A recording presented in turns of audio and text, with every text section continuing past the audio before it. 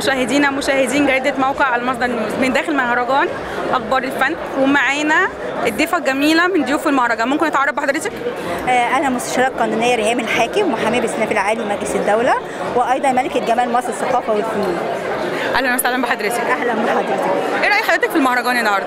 المهرجان جميل ومنظم وجامع عدة نجوم لامعة، وأيضا عروض أزياء، وأنا سعيدة إن أنا موجودة. طب إيه رأي حضرتك في تنظيم المهرجان وتديله نسبة كام في المية؟ أديله نسبة 100%. حبيت التنظيم. طب حضرتك لو هتوجهي كلمة للدكتور علاء البلتاجي هتقولي له إيه على المهرجان الرائع ده؟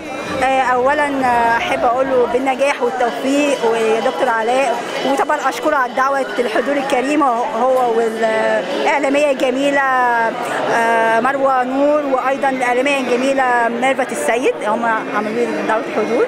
واحب اقول له عقبال يا رب كده السيزون 100 بنجاح وتالق وتميز كعادتك، واتمنى لك دايما التوفيق. شكرا لحضرتك على اللقاء الجميل ده.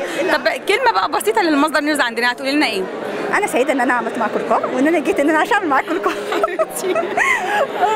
ودايما ان شاء الله كده اشوفكم متالقين وموجودين وحاضرين في جميع المهرجانات ذات قيمه. انا ما بروحش اي مهرجان على فكره. فانا سعيده جدا بوجودكم، ودايما ان شاء الله كده نتقابل دايما على خير. شكرا لحضرتك على اللقاء الجميل ده، ميرسي خالص. الامرايه بتاعتي.